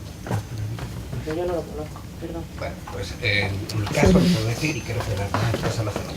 Si vamos a la legislación, van dos buceadores. No, sí, La sabe. ventaja Lo que dice la normativa lo tengo muy claro. La ventaja fundamental es que en cualquier emergencia de cualquier tipo, esos dos señores, que son dos, automáticamente tienen la salida libre, la máquina puede ir donde quiera, pasar lo que pase, no pasa nada. Normalmente. Esto lo avala los 35 años haciendo así. Eso no es una bala. Desde la... Hombre, No, perdón, es un argumento pesado. No, es que si buscamos la estadística encontraremos que verdaderamente eso no es una bala. Vale. Entonces, todos los Es un dato. inconvenientes que tiene el usar el otro procedimiento. Es que cuando solamente se ha utilizado un sistema, no es razonamiento suficiente para decir que el otro no vale. Cuando se haya utilizado el otro sistema y hayáis contrastado que verdaderamente es más inseguro, entonces sí será un dato suficiente. Nosotros en Retrosur lo hemos intentado en autónomo y con umbilical. Y hemos optado por el autónomo. De todas maneras, Sí. De todas maneras, nos hemos dado cuenta de que aparte de la seguridad, la NEP en sí quiere eliminar rotundamente las botellas, lo que es el autónomo. Yo veo esa parte un poco personal de la NEP, personal y lo quiero ver un poco por intereses propios. ¿Por qué? Si hacemos una analítica de todos los accidentes que han habido en España del tema del buceo, sí es verdad que estamos metiendo a todos los buzos profesionales en el mismo saco, pero no estamos diciendo estos son de piscifactoría, estos son de deportivos, estos son trabajadores. No, perdón, sí. No, ¿Quieres que te la enseñe? porque yo he visto estadísticas que dicen tantos muertos, sí, pero con umbilicales han habido muchos muertos, Sí, el 25%. han habido muchos. 25%, y otros tantos, incluyendo los trabajadores. Yo le he pedido a la NEP le he pedido que me aporte esos datos para corroborarlo, a ver de qué ha muerto cada persona, y todavía estoy esperándolo. Perdona, los datos que pediste eran de qué datos médicos avalaban que el límite de exposición a medio hiperbárico fuera de 180 minutos. Ese era uno de los que pedí, pero yo en su día... Que no nos han respondido. No, perdona. Bueno, ¿me entiendes? Creo que está entrando en un tema excesivamente personal, pero bueno. En cualquier caso, hablando de la asociación. Luego, otra particularidad que tenemos la normativa, ¿no? Tenemos la normativa que nos permite el buceo con botella, nos permite las 5 horas, el convenio nos permite menos, que cada vez quiere hacerlo mucho más restrictivo, en el cual no lo vemos nosotros particularmente, ustedes sí, en Península, porque ustedes están trabajando mayormente en escasa visibilidad, en temperaturas más frías que aquí tenemos todo lo contrario. Hemos pedido que hagan un poquito de hincapié en eso, no quieren hacerlo, quieren recogerlo todo, de la misma, en el mismo saco, quieren meternos a todo, con lo cual no podemos aportar con ustedes la misma idea. Aparte que ustedes hacen mucho hincapié en normas extranjeras, que si la HCE, que si el INCA, la normativa americana, para lo que realmente interesa. Pero luego, en la misma normativa europea, te permite el uso de botellas. No te lo permite en el uso de plataformas, eso es evidente, por seguridad o lo que quieras. Yo estaba en Noruega trabajando y te permite el uso de botellas. Lo único que te pide otra botella de seguridad, por si te fallara una, te piden un 5 litros amadrinado a la otra botella. ¿Qué es lo que ocurre? La asociación nuestra, que nos defiende entre comillas, no nos permite eso. A mí me dice, oye, debajo de un barco tienes que llevar tu botella y otra de 5 litros amadrinada con otro regulador, por seguridad, para que tengas un doble sistema. Lo llevamos. 2 buceadores, lo hacemos, pero radicalmente quitarnos lo que son las botellas, eso lo veo inviable. Con lo cual, haríamos un estudio de prevención, se lo mandaríamos a ustedes, a prevención, y si ustedes nos dicen que por narices tenemos que limpiar o hacer todos los trabajos con umbilicales, entonces yo creo que el problema lo tendrían ustedes si nos pasara algo a los buceadores limpiando un barco. Vale, un poco en orden. Sí, perdóname un momentito, Eduardo. A ver, cuando hablabas de que la asociación se lo toma como algo personal o unilateral, solo recordarte que es la tercera vez, por tercer año consecutivo, que se vota exactamente la misma medida. Prohibición del buceo autónomo, ya sea por vía normativa, ya sea por vía convenio. Es la tercera vez que se hace esa votación. Y lo vota la Asamblea. Vosotros. Y ahora decís que no estáis de acuerdo. Cuidado. Pero lo habéis votado. Cuidado, votan nosotros. Sí. Yo llevo 4 años yendo a la NEP y siempre votando lo mismo, no en contra de la botella. Pero es que de Canarias, el único que ha estado yendo a la NEP soy yo. Esto de la democracia. Ya, pero no quiere decir. Llega un momento en lo que lo que no podemos hacer es tergiversar la democracia y decir que, oye, mire, perdón, es que yo voté en contra de que este presidente del gobierno esté, con lo cual todo lo que él decida a mí no me afecta. Pero te digo, perdona, no es así. Llevo 4 años yendo a la NEP, 4 años diciendo no, que no quiten la botella. Y he sido el único de Canarias que he estado. Claro, otros no han ido por desconocimiento. Oye, no voto, yo creo que. Yo sé que ha sido un poco de desconocimiento, pero ahora estamos todos de acuerdo en decir, no pueden hacernos esto. No, la diferencia de la excepción es que sí podemos hacer eso porque lo habéis votado. Es decir, que no estamos tomando ninguna iniciativa propia. No es así, es lo que ha votado la Asamblea. Y como elemento que verdaderamente es el que dirige la asociación, nosotros simplemente hacemos lo que vosotros votáis. ¿Vale? Pero vuelvo a lo mismo. Creo que no era el objeto de esta ponencia, pero en cualquier caso... Lo que yo quiero dejar claro es la ANEP quiere quitar la botella de buceo, aquí, por lo menos en Canarias y muchas empresas de fuera, no las quiere quitar. Es que a nivel internacional, todo el mundo quiere quitar el buceo autónomo, todo el mundo. Tengo las estadísticas de la siniestralidad de los últimos 26 años. 26 años. No son 50, son 26. Y el 75% de los accidentes mortales han sido en autónomo. y no acompaña la estadística. No, es que realmente había más buceo en autónomo. No es cierto. Pero sí acompaña la diferencialidad total a cualquier trabajo que me pueda mencionar la movilidad de que estoy hablando. Y a un fondo, esta división. O sea, nosotros en nuestra empresa que si hacemos las limpiezas en umbilical, tampoco hemos tenido ningún accidente. Entonces, es lo que decía, ¿realmente el que vosotros no hayáis tenido un aval significa que es lo más seguro? No, no es cierto, eso es un dato. Lo que hace falta es un contraste. Y esa evaluación no se ha hecho, porque solamente se ha planteado una opción. ¿Es esa la más segura? Porque las opciones que dais en situaciones de riesgo las estáis respondiendo de una forma capciosa. Buscáis la respuesta y después hacéis la pregunta. Pero la realidad es que si se queda atrapado el umbilical, ¿por qué no se puede quedar atrapado la mano del buzo? El umbilical tiene 150 metros y la mano del buzo pues tiene 60. Ya, pero es que la mano del buzo está durante todo el tiempo a 25 centímetros de los cepillos y el umbilical de 150 metros está a 150 metros. El buzo es controlable a sí mismo. Ahora el umbilical de 150 metros. Pero acabáis modificando la realidad. Es decir, lo que queréis decir es que el buzo lleve un umbilical es un problema y no que el buzo lleve una máquina de ese tipo sea un problema. Es un problema de seguridad. ¿La máquina o el sistema? El umbilical. El umbilical es el problema. Usted si es profesional, creo que sí. Usted en un barco, en un fondo de 55 metros de manga, usted cuando dé 4 vueltas al oscuro ahí no sabe ni dónde está. Eso lo digo yo. Aunque tenga comunicación. Aunque tenga comunicación. Y si pongo el umbilical, me pierdo más. La posibilidad de retornar otra vez a superficie por una avenida. No, de venir. Si estás en claro que lo sabes como profesional que eres. Si tienes las mangueras tiradas, pues tiras en sentido contrario y vas para donde está la embarcación. Pero que eso es un atraso en lo umbilical. ¿Hay otro sistema? Póngalo a ver qué sistema podemos poner. Bueno, yo represento a Trident. Nosotros somos una empresa nueva en las islas. Somos una matriz de una empresa holandesa en la que por procedimientos tenemos prohibido la utilización de autónomos. Nosotros fabricamos nuestra propia maquinaria desde Holanda, máquinas de limpieza, los umbilicales los mandamos a fabricar también. Nosotros limpiamos el umbilical. Tenemos hecho un plan de evaluación de riesgo. Nosotros siempre utilizamos cascos rígidos en nuestras inversiones, excepto en las limpiezas, porque es cierto lo que comentan las otras empresas, es cierto que hay unos riesgos añadidos con la posibilidad del atrapamiento del umbilical en la máquina.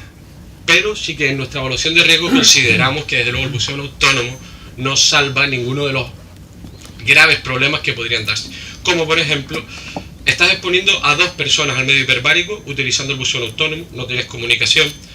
¿Qué ocurre en el caso de que esos 2 buceadores, porque además las cargas de botella se realizan en serie, y ha ocurrido ya intoxicación en una carga?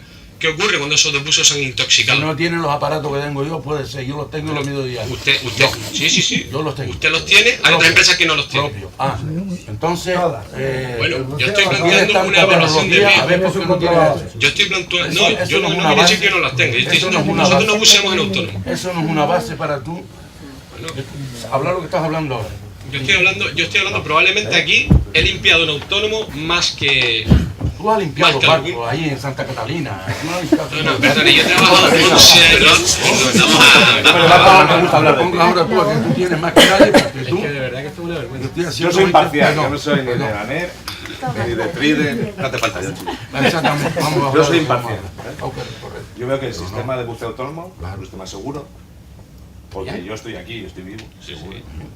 Buceo con su superficie en su sistema seguro, por supuesto. Lo que hay que hacer es el método de trabajo.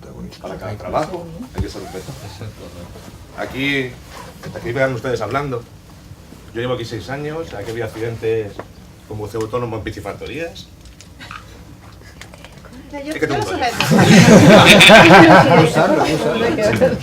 Ha habido accidentes en buceo con su superficie.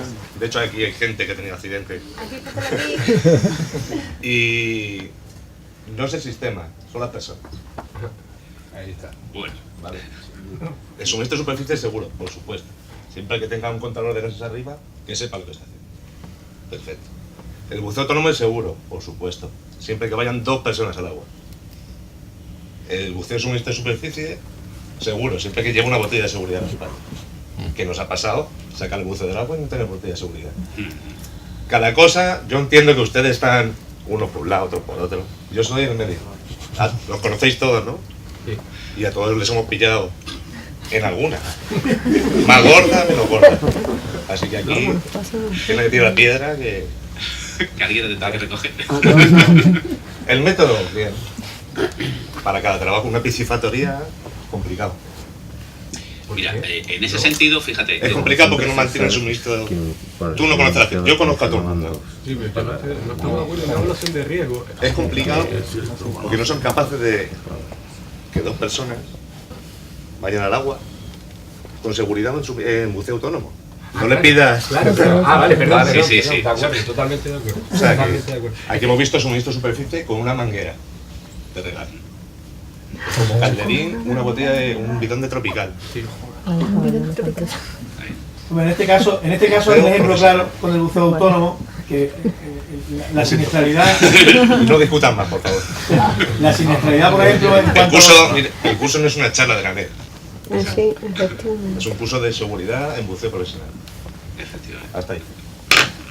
El problema que es lo que dice bien, o sea, la falta de cumplimiento escrupuloso en cuanto, o sea, la falta escrupulosa por parte del planteamiento antes, durante y después de la inversión.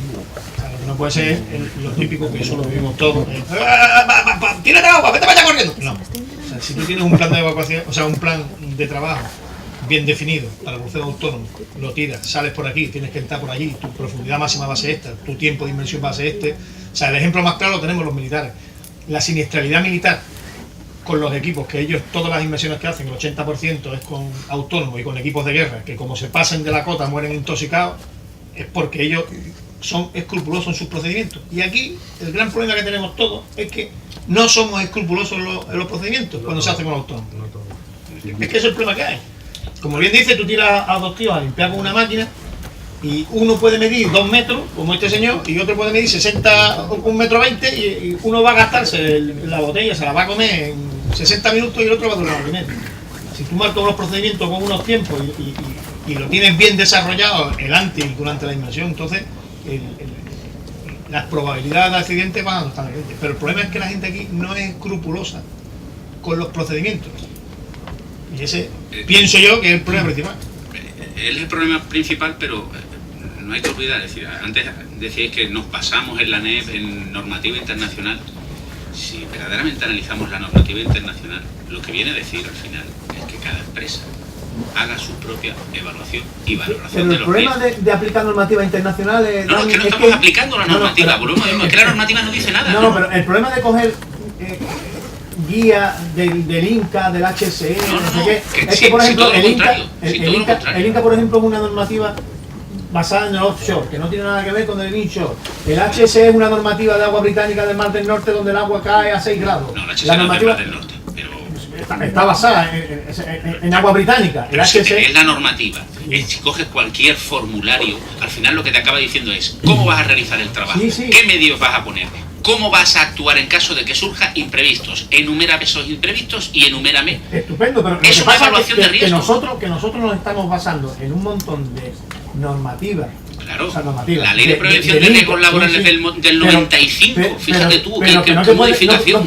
No puedes decir, no, es que la normativa noruega es la polla, porque ellos hacen una inversión. Sí, claro, en Noruega, que hay 3 grados bajo cero y trabajan allí para hacer un frío del copón. Pues lo mismo, Álvaro, os invito a que encontréis algún parámetro de los que no hemos sacado absolutamente nada de ninguna norma internacional. Al final lo que hemos tenido que hacer es analizar la normativa que tenemos aquí y nos hemos dado cuenta de que es más que suficiente.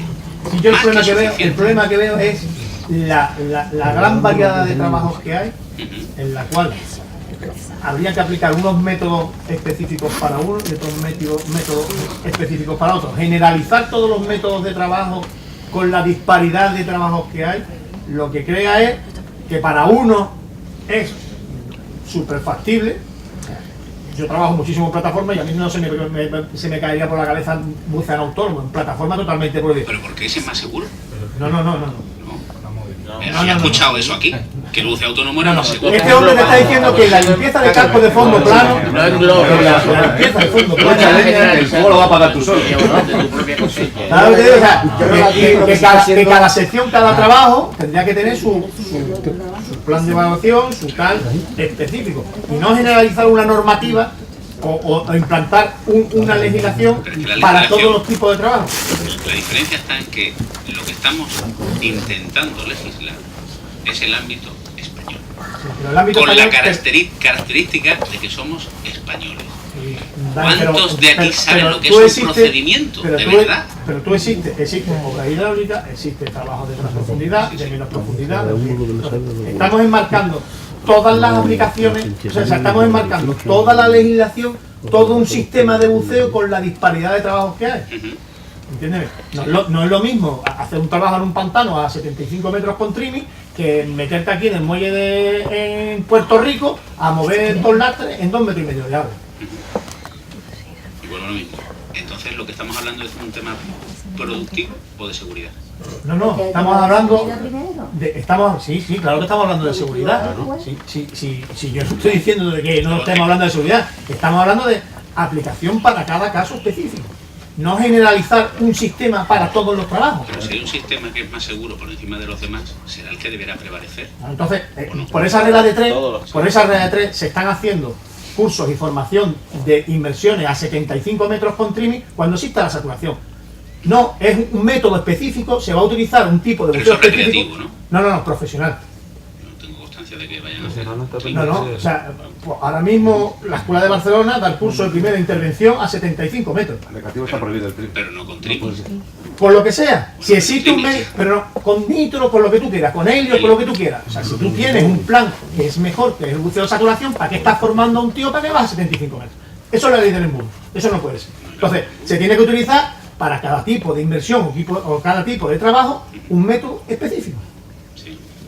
Pues precisamente por eso, no es lo mismo irme a Puerto Rico, allí aquí al agua, 2,5 metros de agua, a mover 2 lastrecitos, que tener que aparecer allí con un 37, un no sé qué, un no sé cuánto, cuando puedo hacerlo con una máscara AGA y una botellita de seguridad y no sé qué. No, una máscara AGA no puede hacer. Bueno, con lo que quiera, con un 28. Pero la normativa que hacemos, entonces ahora la eliminamos, no, porque es que... Yo no te estoy diciendo nada, yo estoy diciendo que tú especifiques, o sea, que lo suyo sería que se especificara en cada tipo de intervención el método a utilizar. ¿Quién? Pues son los de prevención de riesgo. Los de prevención de riesgo son los que tienen que definir el proceso productivo y de seguridad de la empresa. No. El de prevención de riesgo es el que te tiene que definir el sistema de seguridad. Por eso estamos aquí. No, lo tendrá que definir la empresa. Y la empresa de prevención de riesgos laborales será la que tendrá que hacer la evaluación de esos riesgos, en base a la información que le dais vosotros. Es decir, aquí las empresas de prevención no son sabias e infinitas en su sabiduría. Es decir, ayer, por ejemplo, nos comentaban algunos prevencionistas y tal, ¿vale? ¿Y el centro de trabajo cuál es? Porque el centro de trabajo está sumergido. O sea, ¿en qué momento vas a exigirle tú a un prevencionista que baje abajo a hacer una evaluación del riesgo al que se va a enfrentar? Eso es imposible. Entonces, al igual que la propia orden ministerial establece unos mínimos, y esos mínimos nos podrán gustar o no nos podrán gustar, no es posible hacer una normativa específica para cada empresa. No, yo tengo una normativa, yo te digo para el sistema de trabajo. ¿Por qué no hacemos las limpiezas en apnea, que es mucho más libre? Es decir, la normativa me lo permite. Eso no es así. Pero la normativa lo permite. ¿Por qué no permitimos esa flexibilidad? Pues porque sabemos cuál es la realidad. Estoy diciendo que se aplique una normativa, o sea, que se aplique un sistema de trabajo para cada trabajo en sí. Claro, y eso es lo que se ha hecho. No, se está generalizando, se prohíbe esto, se prohíbe esto, se prohíbe esto. Pues da igual la función que sea, ¿no? Lo que hacen las normas de seguridad, establecer unos cupos mínimos. En algún punto tienes que poner una línea. ¿En qué momento es necesario utilizar una cámara hiperbárica? Bueno, pues ya que cada uno lo defina, pues no, alguien tiene que tomar la iniciativa y decir, pues mira, a partir de aquí, claro, pero se ha puesto la orden ministerial dice recomendable, pero se ha puesto una parte de aquí, se ha puesto a partir de 30 metros de profundidad, no lo recuerdo bien, a partir de 30 metros, o sea, se ha puesto una partida. O sea, en las intervenciones a partir de 30 metros, esto pues, en este caso sería exactamente igual. ¿No? Es decir, mira, buceo autónomo se puede hacer hasta esta profundidad, con estas limitaciones, con esto, entras por aquí, sales por aquí, y ser muy escrupuloso en el procedimiento. ¿Sabes esa lista hasta dónde llegamos? Hasta que era imposible hacer ningún trabajo. O sea, tenían que ser trabajos. Eso es mentalidad de la gente. No es mentalidad, es lo que se votó en la asamblea, es decir, no es mentalidad. Pero es que además, si lo hacemos por derecho comparado, el resto de estados donde verdaderamente se está desarrollando una normativa, entre las que se incluye Italia, que no tiene normativa, y la tendencia es esa, que se prohíbe el buceo autónomo. Desde 1981 no la han tocado. No, sí, la tienen aplicada. Yo soy miembro de la ASI, de la membra italiana, y tiene la UNE, no sé qué, una retraída. Antes hablábamos también de las piscifactorías. Las piscifactorías, la ANEP tuvo reuniones con Apromar y ellos decían que era imposible realizar los trabajos con semiautónomo. Dijimos, perfecto, quedamos en Tarragona, ellos tienen una piscifactoría allí, vamos a ver si verdaderamente es imposible. Les empezó a interesar. Es del 2015. Vale, les empezó a interesar el tema del semiautónomo cuando les dijimos que podían llevar una cámara y con esa cámara podían controlar los trabajos que realizaban los buzos. Porque así sabían si verdaderamente estaban cosiendo redes o no. Es decir, todo lo que era un imposible se convirtió en posible en el momento en el que afectaba la productividad real. Mientras tanto, no les interesaba. Y cuando les preguntabas, dice, oiga, pero ¿ustedes utilizan sistemas autónomos? Sí, pero cumplimos con el resto de la normativa. Uno está en esta red y el otro está en la otra. Eso no es cumplirla. ¿Y cómo tabulan ustedes? Pues mira, baja y como no sabemos dónde va a encontrar, pues entonces llevan el Aladín, pero como hacen los perfiles de inmersión en diente de sierra, pues entonces, bueno, como el Aladín penaliza mucho, pues entonces nos quitamos el Aladín, entonces cogemos... Pero, perdona. O sea, no están cumpliendo ninguna parte de la normativa que está estipulada, pero ya de por sí deciden que no es factible cumplir con otras restricciones. Tiene ningún sentido. Eso es la falta de cumplimiento escrupuloso de las normas. Muy bien. Yo creo que ya... Creo que, lo digo porque sí, ya vamos a hacer el descanso. Antes unas cuestiones de...